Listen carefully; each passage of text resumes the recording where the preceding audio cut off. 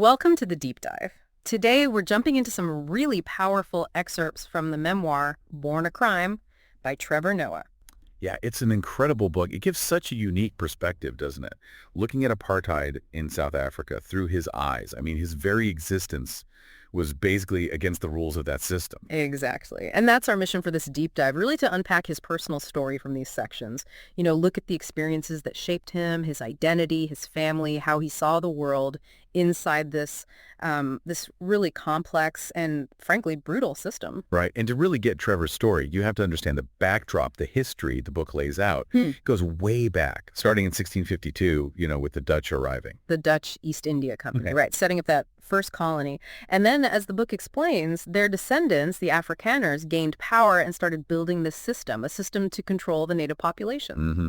And it wasn't just random oppression, was it? The book calls it perfect racism. Very deliberate, built on these specific, sometimes just bizarre laws. That phrase, perfect racism, really sticks with you. It Yeah. underlines how methodical it all was, like those laws banning illicit carnal intercourse between Europeans and natives, which then became white and non-white. Exactly. And it wasn't just some dusty old law nobody enforced. The Immorality Act in 1927 that's mentioned potential 5 years in prison. 5 years. And the book talks about actual police squads whose their job was peeking through windows to catch people. It's hard to even picture. It really shows the state's obsession, doesn't it, with enforcing this artificial idea of racial purity. And the consequences, if you got caught, were completely different based on race. Oh, absolutely. For a black person, it could mean beatings, long jail time. But the white person involved, often like, look, I'll just say you were drunk. A warning maybe just highlights the power imbalance so starkly. Yeah. Now, despite how entrenched it was, the book does mention some, almost token changes by the early 80s. Partly pressure from outside, I suppose. Token reforms, like allowing a few black workers into low-level white-collar jobs. And that's important for the story because that's how Trevor's mother, Patricia, managed to get a job as a secretary in Johannesburg. Right, even though technically it was still illegal for black people to actually live there. Exactly. So that kind of sets the scene, the legal framework. But then you get into the identity aspect, which is just incredibly tangled and honestly kind of strange. It really is. And the divisions weren't just black and white. The book points out these distinctions within the black African groups, like the Zulu, seen as warriors, versus the Xhosa, Trevor's mother is Xhosa, who were seen more as, like, thinkers, taking a different approach to the colonizers, learning English to negotiate, that sort of thing. Interesting. And then the state imposes its own completely arbitrary categories on top of all that. Yeah, Indian, colored, black areas, all kept separate from white areas and even from each other, often with these empty buffer zones between them. The description of being classified as colored is, it's really striking, called a curse in the book. No clear heritage, this tangled web of ancestry caught between white and native lines. And for many, the book says the strongest connection was actually to their white fathers. They spoke Afrikaans, adopted Afrikaner culture, religion. They were seen as almost whites. The term used is amperboss, almost boss. Right. Second-class citizens, yeah, but still with privileges black people just didn't have. A step above in the hierarchy. And that created this really tragic dynamic for some, this aspiration to become white, Right. trying to marry lighter-skinned partners generation after generation to, as the book puts it, erase this taint. It gets almost surreal when you read about trying to apply for reclassification. Oh, the pencil test. Famous, infamous, really. Put a pencil in your hair. If it drops, maybe you're white. If it sticks, you're colored. And it wasn't just that. Sometimes it was just a government clerk literally eyeballing your face, judging your features. So arbitrary. And here's the kicker. It wasn't permanent. You could be reclassified. Moved between any of the categories, black, colored, white, based on some official's decision. And that fear, that constant threat of being demoted, it wasn't just for colored people trying to move up. It kept white people in line too, right? Exactly. If you had a child with someone non-white, or even a child deemed too dark, your whole family could lose its status. It shows the system's grip. It fostered prejudice everywhere. The book mentions the slur Bushman used within the colored community, internalizing that idea that black people were somehow holding them back. Yeah.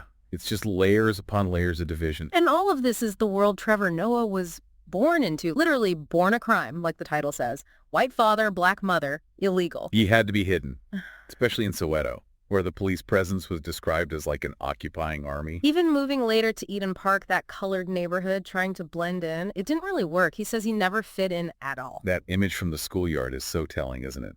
Recess time, black kids go one way, white kids go the other. And he's just left standing there, in the middle, alone. Mm-hmm. And even with other black kids, his own peers. Because he looked different, lighter skinned, but spoke their languages. They were confused. Yeah, they'd tell him, "You're not black," even when he insisted he was. It shows how messed up the visual cues of race became. There's that fascinating detail about the black and white photo. Because his skin was lighter, the camera basically registered him as white next to a black person. Which, bizarrely, meant he wasn't suspected in some minor crime they were looking into. But then, later, as a teenager, the same appearance worked against him. Police profile him because he looked colored, insisting he must have a knife. So the system labels him differently depending on who's looking and why. It's maddening. And that jail cell experience, Yeah. walking in and seeing everyone instantly self-segregate by race. Leaving him frozen again. In the middle, it shows how deeply those divisions were ingrained, even among people outside the formal structures. Yeah. Moving from that wider system, the book also really digs into family, into faith, and how apartheid shaped those two. Definitely. One powerful point is how matriarchal things became. Right. Apartheid disrupted families so much. Men working far away in mines, prison, exile.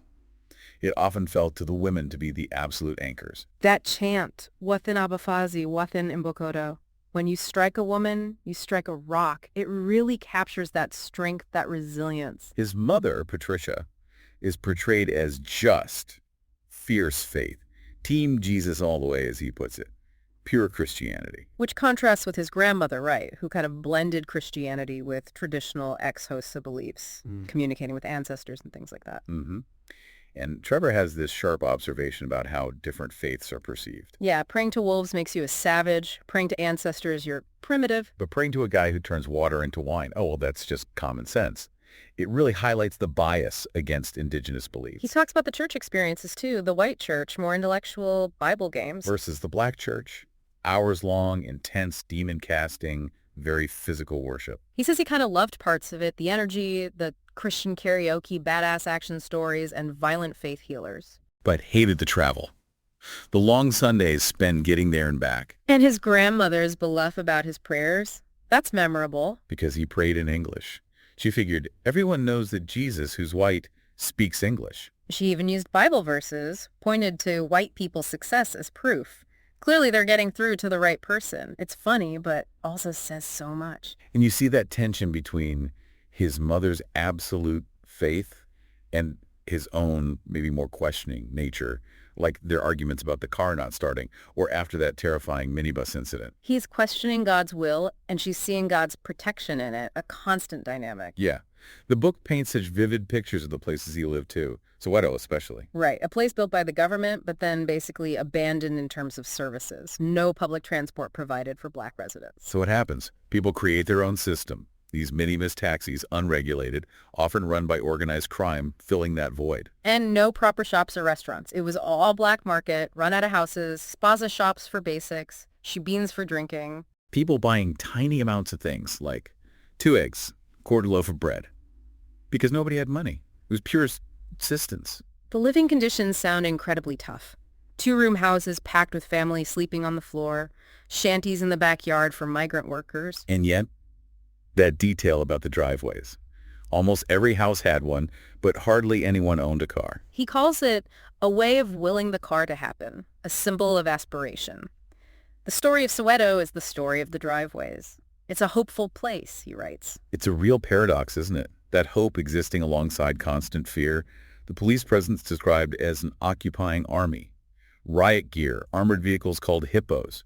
Just everywhere. Hearing gunshots, screams, tear gas, that was normal life because Soweto was in this constant state of insurrection. So moving to Eden Park, the colored neighborhood, was meant to be an escape from that, a way to blend in.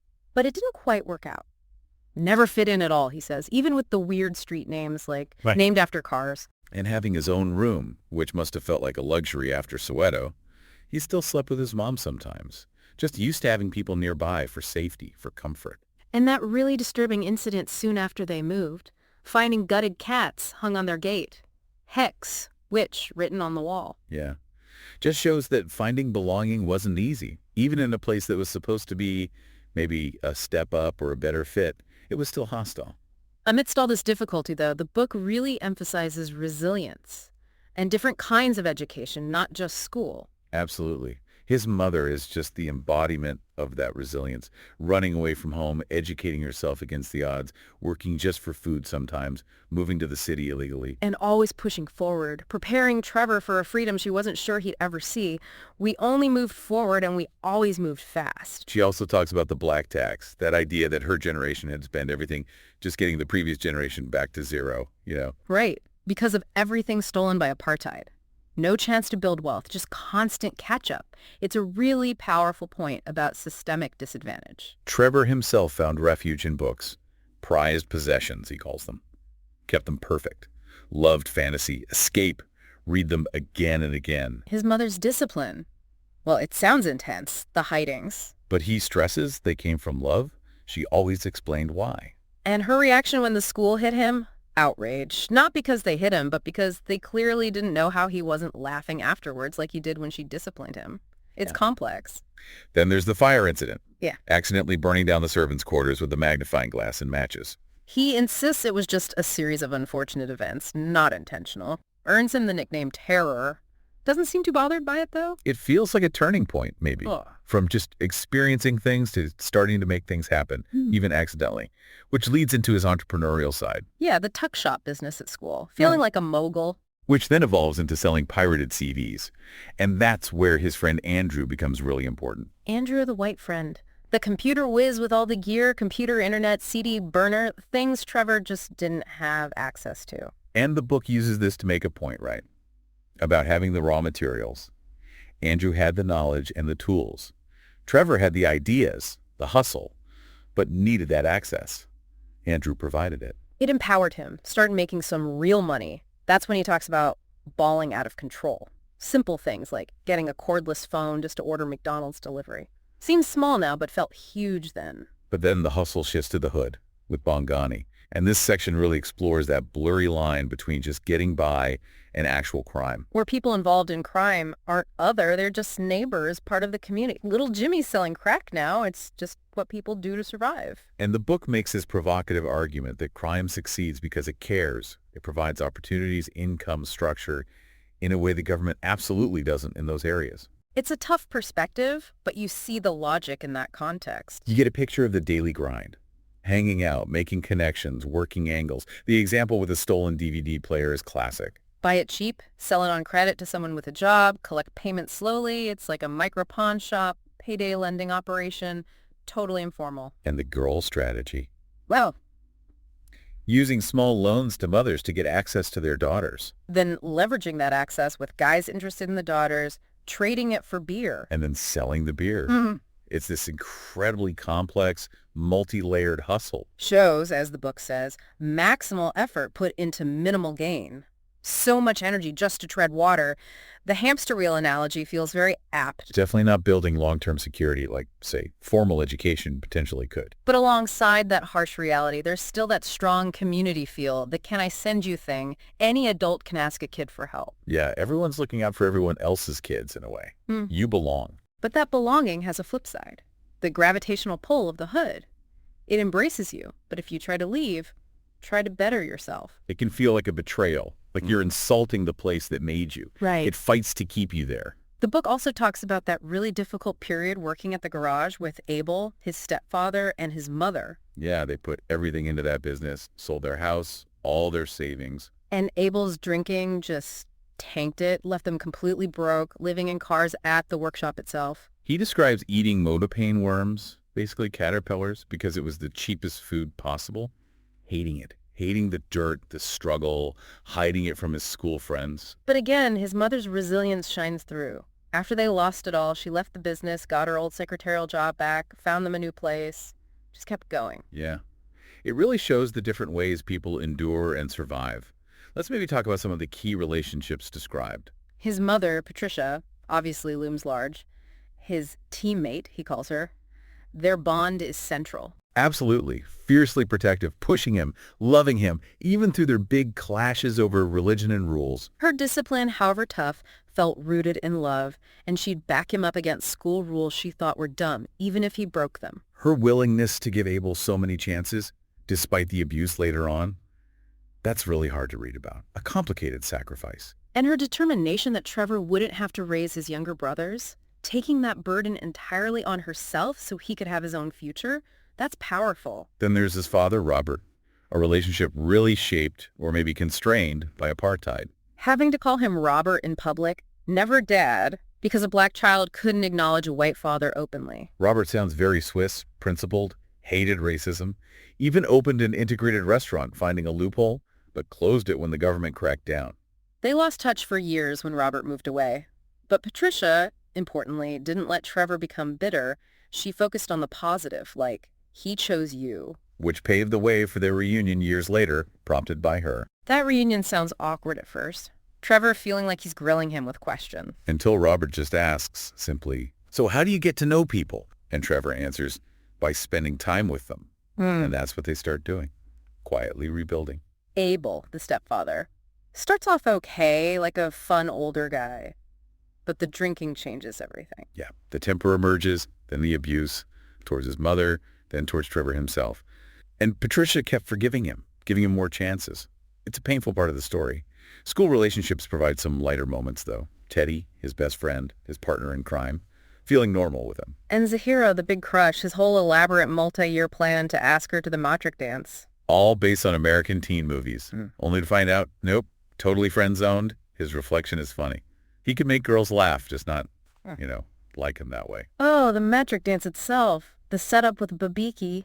Finding out only when he picks her up that she doesn't speak English. Or Petey, the language he thought they shared. And so spending the whole night sitting in the car park. Just a disaster.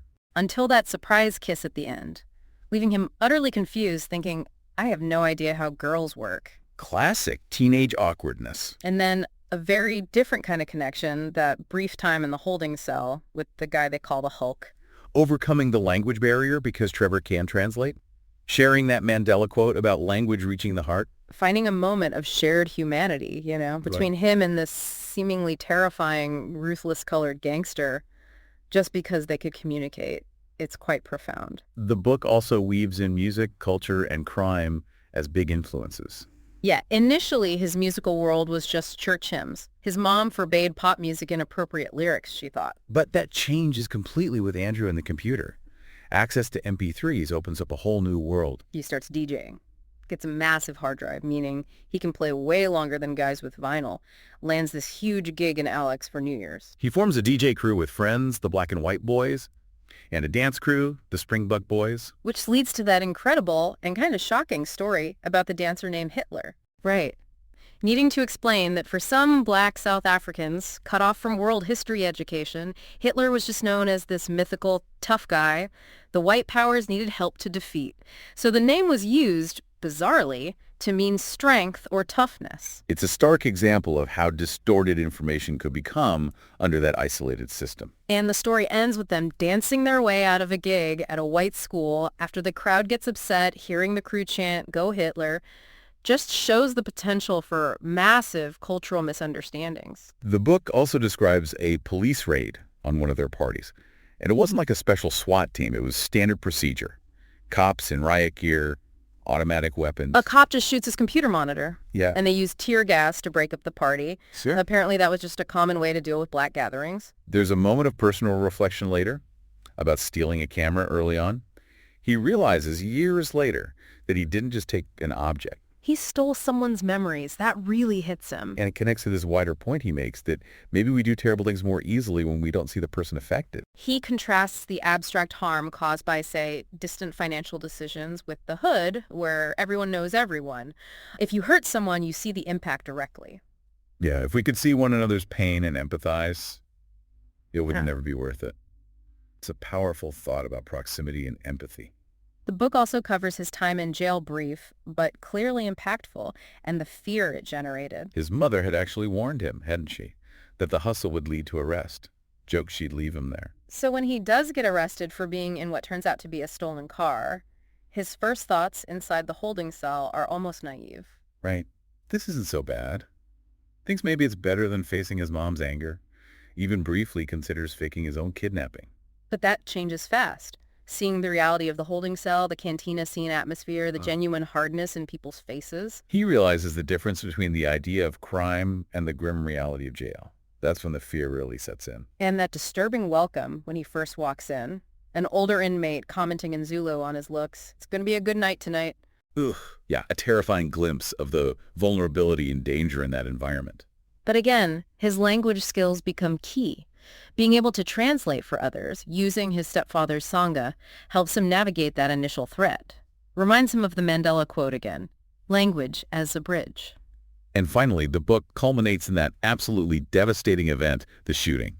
Abel attacking his mother. The call from his brother Andrew, described with such chilling clarity. Shot in the leg first, then the head. Trevor's shock, his panic. Rushing to the hospital.